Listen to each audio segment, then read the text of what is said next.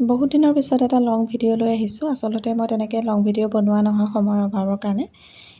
এই কিন্তু ভিডিঅ'টো বনালোঁ মানে এইটো আচলতে স্মৃতি হিচাপে সাঁচি ৰাখিবৰ কাৰণে বনালোঁ। এই দেউতা হয় মোৰ, আৰু দেউতা যিহেতু আমাৰ অসুস্থ হৈ আছিলে আৰু দেউতাক গুৱাহাটীলৈ লৈ অহা হৈছিলে, আৰু দেউতা মানে যিদিনাখন আহি পাইছিলে ৰাতি 9টা বজাত শনিবাৰে, সেই ৰাতি আহি পোৱাৰ পিছতে বাৰ ঘৰত প্ৰথমতে ভাত অকণমান খুৱাই লোৱা হৈছিলে, যিহেতু তেওঁক এডমিট কৰাবলগীয়া হৈছিলে। কিন্তু তেওঁক দেখি পেলাই অসুস্থ যেন লগা নাই, হয়নে বাৰু? কিন্তু আচলতে তেওঁ দেখাতহে অসুস্থ যেন লগা নাই, কিন্তু তেওঁ আচলতে বহুতখিনি অসুস্থ হৈ আছিলে। যাৰ কাৰণে তেওঁক সিদিনা ৰাতিয়ে আমি এডমিট কৰাইছিলোঁ, কাৰণ যিহেতু দেউতাৰ খুব কঁপনি জ্বৰ এটা হৈ আছিলে। দেউতাক যিহেতু মেডিকেলত নিয়া হৈছিলে, মেডিকেললৈ শনিবাৰৰ দিনা এডমিট কৰিছে, দেওবাৰ দিনা যিহেতু এওঁৰ অফিচ বন্ধ থাকে, দেওবাৰ দিনা আমি গৈ দিনটো থাকিছিলোঁ তাতে। খোলা দিনকেইটাত আচলতে মোৰ যাবলৈ অসুবিধা হয়, এওঁলোক নাথাকিলে ছোৱালীক ৰখিবৰ কাৰণে মানুহ লাগে কাৰণে।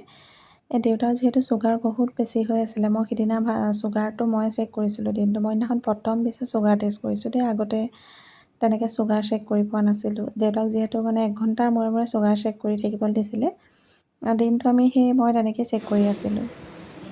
মানে বহুত বেছি টেনশ্যন হৈ গৈছিলে দেউতাক লৈ পেলাই। আচলতে দেউতা এনেকৈ পৰি যোৱাকৈ কোনোদিন অসুস্থ হোৱাই নাই। এইবাৰ ফাৰ্ষ্ট টাইম দেউতাক এনেকৈ এডমিট কৰিবলগীয়া হৈছে। আমাৰ মনত থকাৰ পৰা আৰু দেউতাক তেনেকৈ মানে কোনোদিনেই দেখা নাই।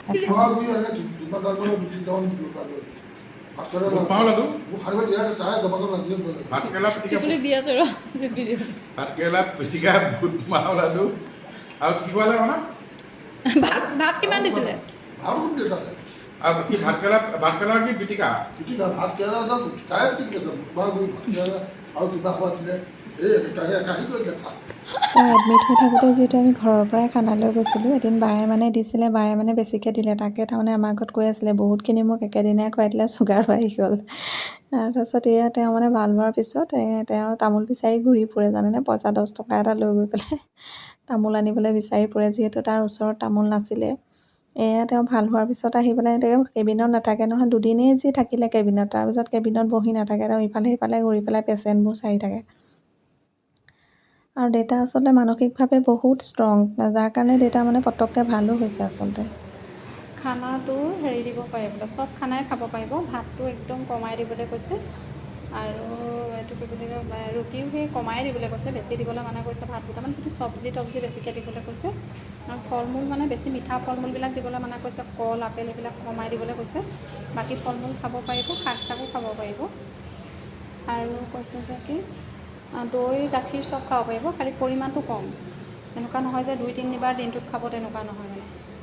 তাৰপিছতে কণী মাছ মাংস চবেই খাব পাৰিব, খালি সেই পৰিমাণটো মানে চব বস্তু বহুত বেছি পৰিমাণৰ নহয়, কম পৰিমাণত চব বস্তু।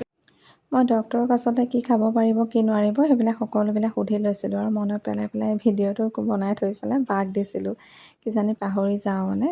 আৰু বিশেষকৈ চুগাৰ পেচেণ্টক মানে যিকোনো বস্তু খোৱাবলৈ অকণমান দিগদাৰ, সেইটো কাৰণে মানে ভালকৈ যদি নাজানো নহয়, কিবা এটা বৰ ভয় লাগি নাথাকেনে, কি খাবলৈ দিম কি নিদিম। খোৱা বোৱাটো ঠিকে থাকিলে চুগাৰ থকা মানুহৰ একো প্ৰব্লেম নহয়, ধুনীয়াকৈ চলি থাকিব পাৰে। কিন্তু খোৱা বোৱা যদি খেলি মেলি হয়, তেতিয়া মানে চুগাৰ থকা মানুহখিনিৰ কাৰণে দিগদাৰ। আৰু দেউতাৰ যিহেতু অকণমান বয়স হৈছে, চুগাৰটো তেওঁ অকণমান বাঢ়িছিলে মানে ভালকৈ বাঢ়িছিলে মানে। এতিয়া ঠিক হৈছে, এতিয়া লাইনত আহিলে যেনিবা। এডমিট কৰাই পেলাই খুব ভালেই কৰিলোঁ। আৰু ইয়াতে বহুত আজি দেউতাক ডিচাৰ্জ দিছে, আৰু আজি লৈ যাব পাৰিম বুলি কৈছে। আৰু ডিচাৰ্জৰ ফৰ্মেলিটিজখিনি কৰিবলৈ গৈছে। এইটো হৈছে ডিচাৰ্জৰ দিনা কৰা ভিডিঅ'। ডিচাৰ্জৰ সময়ত মানে ভিনদৈ আৰু এওঁ দুইজন গৈ পেলাই ডিচাৰ্জৰ কামখিনি কৰিছিলে। কিবা কাগজ পত্ৰ হেৰি কৰিব লাগে নহয়।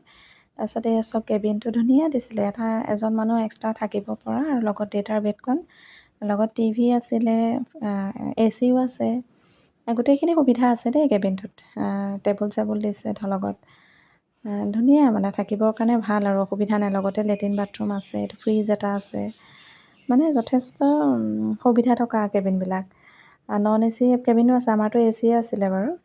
ইয়াত দেখিছে নহয়, এখন বিচনাখনত